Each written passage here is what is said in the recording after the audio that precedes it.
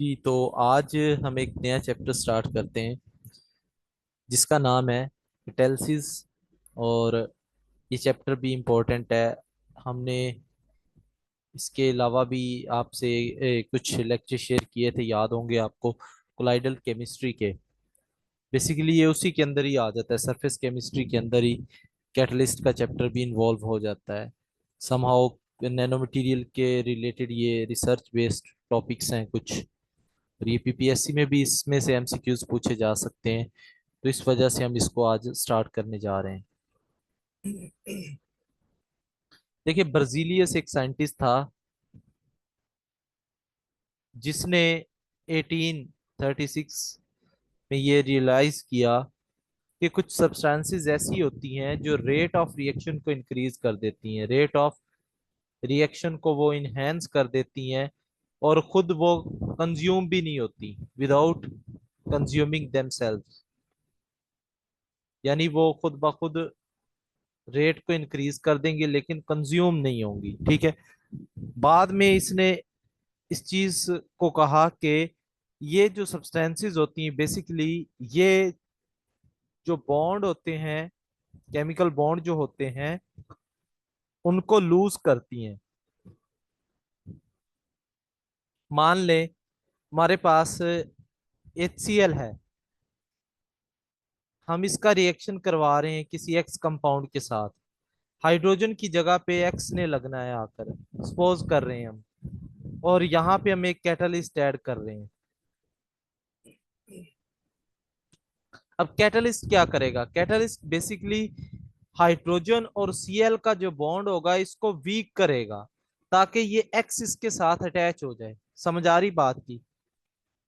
ये इसको वीक करेगा, तो कैटलिस्ट का काम ये होता है। इसी वजह से बर्जीलियस ने ये टर्म जो इस्तेमाल की, ये ग्रीक टर्म थी, कैटा। कैटा का मतलब होता है होली, होली यानी कंप्लीटली जिसे कहते हैं।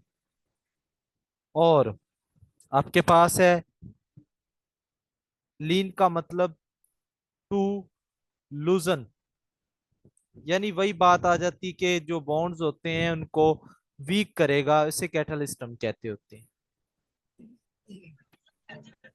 इसके बाद है जी कैटलिस्ट की डेफिनेशन। तो कैटलिस्ट एक ऐसी सब्सटेंस होती है जो आल्टर करती है। आल्टर से मुराद इंक्रीज भी हो सकता है, रेट डिक्रीज भी हो सकता है। Alters the rate of reaction, rate of reaction को ये इंक्रीज करती है विदाउट कंज्यूमिंग, ये कंज्यूम नहीं होती। इसको आप कैटलिस्ट कहते होते हो। ठीक है। तो बेटा हमारे पास दो तरह के कैटलिस्ट हो सकते हैं। हमारे पास पॉजिटिव कैटलिस्ट भी हो सकते हैं, हमारे पास नेगेटिव कैटलिस्ट भी हो सकते हैं। ठीक है। पॉजिटिव कैटलिस्ट वो होते हैं जो रेट ऑफ रिएक्शन को इनहेंस कर देते हैं, और नेगेटिव कैटलिस्ट वो होते हैं जो रेट ऑफ रिएक्शन को डिक्रीज कर देते हैं। ठीक है जी। तो ये डिफरेंस होता है, इनको भी हम स्टडी करेंगे कि पॉजिटिव कैसे इंक्रीज करते हैं और नेगेटिव कैसे डिक्रीज करते हैं। इसके बाद हमारे पास आ जाती है जी types of catalyst. Types of catalyst, usually हम दो तरह के कैटलिस्ट को स्टडी करते हैं। एक हमारे पास होमोजीनियस कैटलिस्ट होते हैं, होमोजीनियस, और दूसरे हमारे पास होते हैं जी हेट्रोजीनियस। हेट्रोजीनियस, ये दो तरह के कैटलिस्ट होते हैं। तो अगर हम बात करें होमोजीनियस की सबसे पहले, तो बेटा ये ऐसा कैटलिस्ट होता है जिसमें रिएक्टेंट्स और प्रोडक्ट्स, यानी आप ये कह लो कि जिसमें कैटलिस्ट और जो रिएक्टिंग मिक्सचर है उनकी स्टेट सेम होती है। स्टेट से मुराद सॉलिड, लिक्विड, गैस ये है। मैं आपको बताता हूँ एग्जांपल की मदद से हम समझते हैं कि हमारे पास एग्जांपल है oxidation of sulphur dioxide, oxidation of SO2। तो 2SO2 प्लस O2, यहाँ पे NO हमारे पास एक बेटा कैटलिस्ट है, ठीक है। और इसके नतीजे में SO3 बनेगा, डेफिनेटली SO3 एक ऑक्सीजन के एडिशन से बन रही है, और कैटलिस्ट दोबारा से आपको मिल जाएगा। अब मैं अगर आपको बताऊं बेटा, यहाँ पर SO2 भी गैस है, O2 भी गैस है, NO भी जो है ये गैस है, यानी रिएक्टिंग मिक्सचर और कैटलिस्ट की जो कंपोजिशन है, या आप ऐसे समझ लो कि उनकी जो स्टेट होती है बेसिकली वो सेम होती है, ठीक हो गया। और प्रोडक्ट यहाँ पे बने उनकी भी सेम होगी। तो ये रिएक्टेंट और प्रोडक्ट और कैटलिस्ट जो होते हैं इनकी स्टेट सेम होती है, तो इनको आप होमोजीनियस कैटलिस्ट कह सकते हैं। इसी तरह एक और एग्जांपल देख लेते हैं, डीकम्पोजिशन ऑफ एसिटाल्डिहाइड। ये एसिटाल्डिहाइड है बेटा, ये हमारे पास होता है वेपर फेज में। अब देखिए, वेपर और गैस में थोड़ा सा डिफरेंस होता है, उसको अंडरस्टैंड करना है। और आयोडीन के भी वेपर्स हम यूज कर रहे हैं। वेपर्स बेसिकली मिक्सचर होते हैं गैस और वाटर का, ठीक है, मिक्सचर होता है बेसिकली, यानी गैस और लिक्विड दोनों का मिक्सचर है। तो यहाँ पे बनता है जी CH4 गैस और CO गैस। तो हम इन्हें गैस ही मान लेते हैं, ज्यादातर इसमें पानी की मिकदार बहुत कम होती है। तो यहाँ पे आप देखें, आयोडीन भी वेपर में है और रिएक्टेंट भी वेपर स्टेट में है, तो यहाँ से हम कह सकते हैं कि इनकी स्टेट सेम है। तो ये होमोजीनियस कैटालिसिस की एग्जांपल है। इसके बाद हमारे पास है हेट्रोजीनियस कैटालिसिस। हेट्रोजीनियस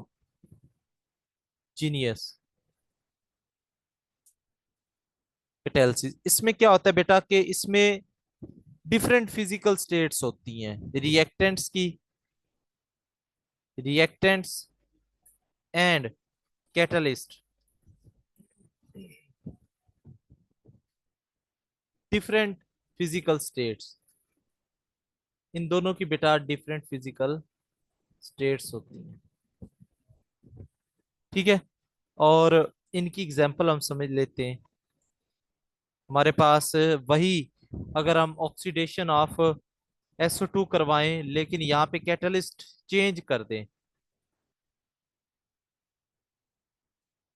प्लेटिनियम हम ले लें, अगर प्लेटिनियम कॉस्टली होता है, इसको रेयरली हम यूज करते हैं, इसकी कीमत ज्यादा होती है बेसिकली, ये इस वजह से हम दूसरे कैटलिस्ट की तरफ जाते हैं जो कॉस्ट इफेक्टिव हों और जिनसे काम भी लिया जा सके। तो इसके नतीजे में SO3 बन जाता है और प्लेटिनियम जो होता है वो हमें दोबारा से मिल जाता है। अब यहाँ पे बात करें, ये गैस में SO2 O2 भी गैस है, प्लेटिनियम जो होता है बेटा ये सॉलिड फॉर्म में होता है। अब इस तरह के जो भी प्रोसेस होते हैं इनको हम कॉन्टेक्ट प्रोसेस भी कहते हैं। इसकी क्या रीजन है, कॉन्टेक्ट प्रोसेस क्यों कहते हैं? कॉन्टेक्ट प्रोसेस, वो प्रोसेस, कॉन्टेक्ट का मतलब तो किसी के साथ राब्ते में आना है, इसका लफ्जी मतलब तो ये है ना कि किसी के साथ आप राब्ते में आते हैं, कॉन्टेक्ट में आते हैं। तो बेटा कॉन्टेक्ट प्रोसेस भी सेम ही है। इसमें क्या होता है कि एक सॉलिड होता है बेसिकली, उसके कांटेक्ट में गैस आ रही है, उसके ऊपर जाकर एड्सॉर्ब होती है, अटैच होती है, उसके कांटेक्ट में आती है। इसी वजह से हम इन प्रोसेस को हम कांटेक्ट प्रोसेस भी कहते हैं, ठीक है। एक और एग्जांपल देख लेते हैं, combination of nitrogen and hydrogen to form ammonia. इसमें से MCQs पूछा गया था कि हाइबर प्रोसेस में कौन सा कैटलिस्ट यूज होता है, ये इंपॉर्टेंट है। आयरन यूज होता है जी, ये आपको आने चाहिए कैटलिस्ट में। एज सच कॉन्सेप्ट भी हैं, लेकिन आपको याद करने वाली चीजें भी काफी मिलती हैं कि फलां रिएक्शन में कौन सा कैटलिस्ट यूज हो रहा है, कितना टेम्परेचर है, ये सारी चीजें आपको आनी चाहिए। अगेन यहाँ पे ये सॉलिड होता है, ये गैस है, ये भी गैस है, ठीक है। तो ये बेसिकली बेटा आपके पास हेट्रोजीनियस कैटालिसिस की एग्जांपल थी। इसी तरह हेट्रोजीनियस आप लिक्विड के साथ भी डिस्कस कर सकते हैं, ये नहीं कि सिर्फ गैस के साथ ही है वो, उसकी एक एग्जांपल भी हम स्टडी कर लेते हैं। वो है हमारे पास जी H2O2 हाइड्रोजन पर ऑक्साइड है, और यहाँ पे हम प्लेटिनियम एज अ कैटलिस्ट ले रहे हैं। ये लिक्विड है और ये आपके पास सॉलिड है। यहां से बनता है वाटर, ऑक्सीजन, और यहां पर आपके पास प्लेटिनियम हो गया। ठीक है जी। अब बेटा हम करेक्टरिस्टिक्स की बात करेंगे, कैटलिस्ट की क्या क्या खसूसियात हो सकती हैं। करेक्टरिस्टिक्स ऑफ कैटलिस्ट, ये जितने भी बेटा आपको लेक्चर डिलीवर किए जाते हैं उनको आपने बीएस भाल की बुक से करना है। ठीक है जी। जितने भी आपको मैं लेक्चर डिलीवर करता हूँ, इन कोशिश करें बीएस भाल की बुक से करें इन्हें, ठीक है। वो एक अच्छी बुक लिखी हुई है। अच्छा, तो पहली हमारे पास करेक्टरिस्टिक के कैटलिस्ट जो होते हैं वो अनचेंज रहते हैं। Catalyst remains unchanged. बेटा अनचेंज से मुराद यही है कि इनकी जो अमाउंट होती है, अमाउंट या कंसंट्रेशन जो होती है इनकी, before and after reaction same रहती है। अमाउंट इनकी कंज्यूम नहीं होती, यानी do not participate in reaction, do not participate. तो ये बेटा पार्टिसिपेट नहीं करते, ये लड़ाने का काम करते हैं, दो बंदों को आपस में लड़ाकर खुद साइड से तमाशा देखते हैं, तो ये कैटलिस्ट होते हैं बेसिकली। अच्छा, इसके अलावा मैं आपको एक यहाँ पे बात बता दूं कि ये पॉसिबल हो सकता है कि पहले आपने सॉलिड स्टेट में कैटलिस्ट लिया था, एट द एंड आपको वो लिक्विड फॉर्म में मिल जाए। ठीक है, ये इट माइट पॉसिबल, ये हो सकता है। इसी तरह पहले आपने मान लें कि एक क्रिस्टल की फॉर्म में कैटलिस्ट लिया था, एट द एंड आपको वो पाउडर फॉर्म में मिल जाए।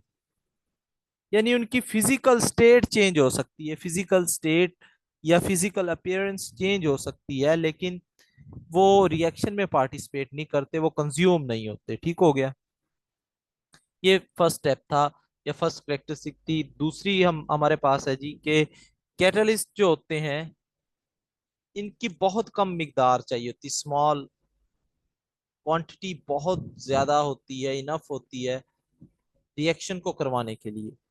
ठीक है, आपने देखा होगा कि इंजाइम्स होते हैं, दे आर वेरी कॉस्टली। ठीक है, उनकी प्राइसेस बहुत ज्यादा होती हैं, तो हम उन्हें परचेज नहीं कर सकते। फिर हम उनकी बहुत कम अमाउंट को यूज करते हैं सोच कर समझ कर के ये इतने ज्यादा कॉस्टली होते हैं, और वो डेफिनेटली उनकी अमाउंट के हिसाब से वो बड़ा ज्यादा काम ले लेते हैं हम उनसे। तो कैटलिस्ट जो होते हैं इनकी स्मॉल अमाउंट चाहिए, ये भी आपने याद रखना। ठीक है, इस for example Friedel craft reaction में ये एमसीक्यूज पूछा जाता है, पीपीएससी में आया भी एक दो दफा कि कौन सा कैटलिस्ट यूज होता है फ्रेडल क्राफ्ट रिएक्शन के अंदर।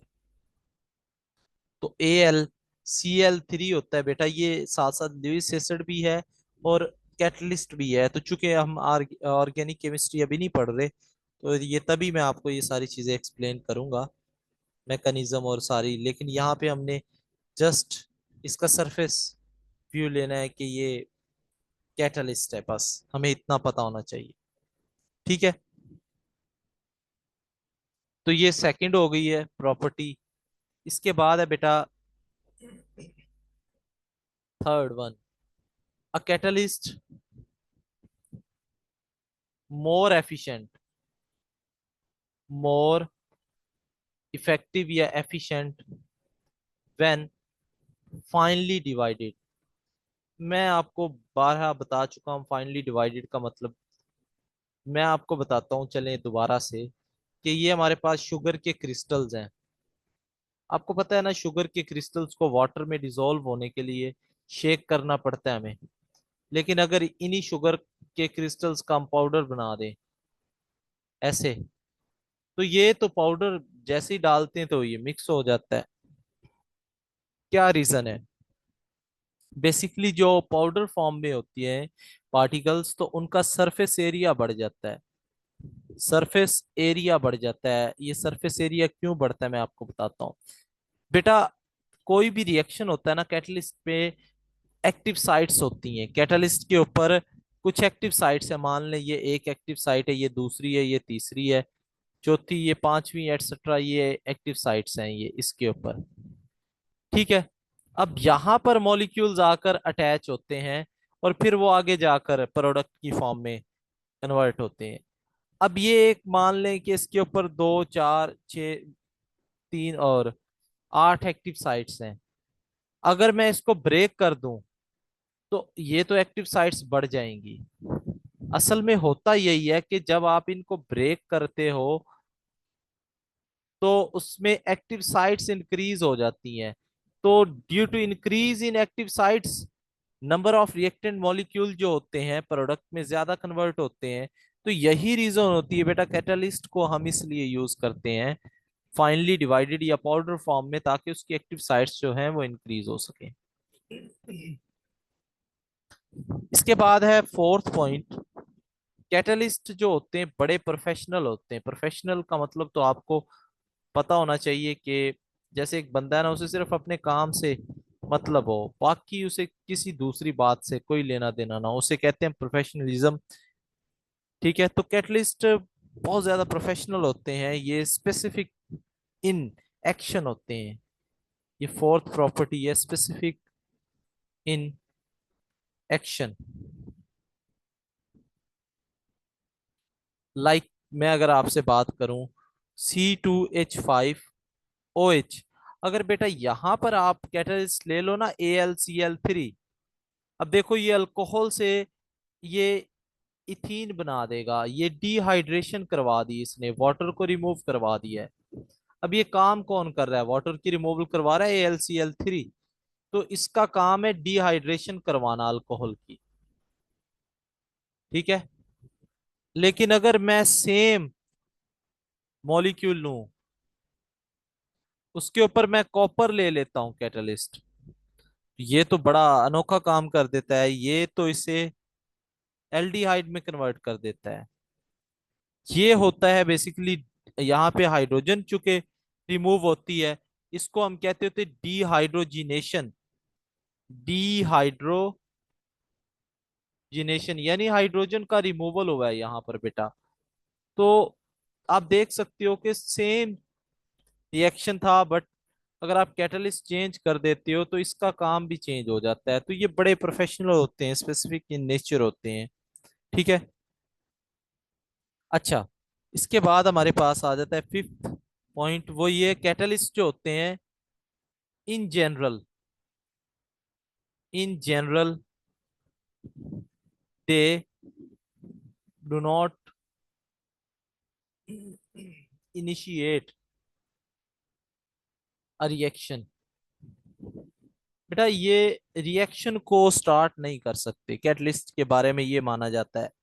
शुरू शुरू में ये समझा जाता था कि कैटलिस्ट जो होते हैं वो रिएक्शन को इनिशिएट नहीं करते इन जनरल। अभी भी कॉन्सेप्ट है, लेकिन एक रिएक्शन ऐसा भी था, मैं अगर आपको बताऊं, वाटर की फॉर्मेशन। अगर आप रूम टेम्परेचर पर ये रिएक्शन करवाते हो तो कोई रिएक्शन नहीं होता। लेकिन अगर आप इसके साथ प्लेटिनियम कैटलिस्ट यूज कर लेते हो तो वाटर की फॉर्मेशन हो जाती है, ये रिएक्शन सक्सेसफुल हो जाता है। ठीक है। तो जैसे जैसे देखिए रिसर्च होती जाती है, नई चीजें अंडरस्टैंड होती हैं, बट इन जनरल अभी भी कैटलिस्ट के बारे में यही कंसीडर किया जाता है कि वो रिएक्शन को इनिशिएट नहीं करवाते। अच्छा, इसके बाद है सिक्स पॉइंट कि जो कैटलिस्ट होते हैं ये बेटा does not effect final position of equilibrium. Final, ये मैंने आपको इक्विलिब्रियम के लेक्चर्स शेयर किए थे, आपने सुने होंगे। वहां पे इक्विलिब्रियम पोजीशन और केसी के बारे में डिफरेंस बताया था मैंने। फाइनल पोजीशन ऑफ इक्विलिब्रियम को ये डिस्टर्ब नहीं करते। ठीक है। ऑल दो ये क्या करते हैं, शॉर्टेस्ट कर देते हैं इक्विलिब्रियम टाइम को। यानी इक्विलिब्रियम देर से आना होता है, लेकिन ये पहले लेकर आ जाते हैं। But they do not disturb the final position of equilibrium, ये इसको डिस्टर्ब नहीं करते। इस चीज को आपने माइंड में रखना है जी। वो लेक्चर आप सुने इक्विलिब्रियम के, अगर नहीं सुने, वहां पे बकायदा प्रॉपर मैंने वर्किंग बताई हुई कैटलिस्ट की। ये ग्राफ भी एक्सप्लेन करके बताया था मैंने, जो अभी इधर बनाने जा रहा हूँ। यहाँ पे रेट ऑफ रिएक्शन है, यहाँ पे हम टाइम ले रहे हैं, तो ऐसे कर्व बनाया था। और एक यहाँ पे ये, अब देखो शुरू में दोनों सेम, ये जो है ये कैटलिस्ट के साथ है, ये ग्रीन वाला जो है, और रेड वाला विदाउट कैटलिस्ट है। अब देखो पोजीशन दोनों की सेम है, इक्विलिब्रियम दोनों में सेम टाइम पर आया है, सॉरी सेम पॉइंट पर आया है, ठीक है। लेकिन हुआ क्या है कि कैटलिस्ट के यूज करने से रेट ऑफ फॉरवर्ड और रिवर्स रिएक्शन जो है ये दोनों इनहेंस हो गए हैं, ठीक है। तो जल्दी इक्विलिब्रियम आ जाता है, बेसिकली ये पर्पस होता है इसका कैटलिस्ट का। अच्छा, इसके बाद हमारे पास आ जाता है लास्ट पॉइंट इसका, सेवंथ। वो ये है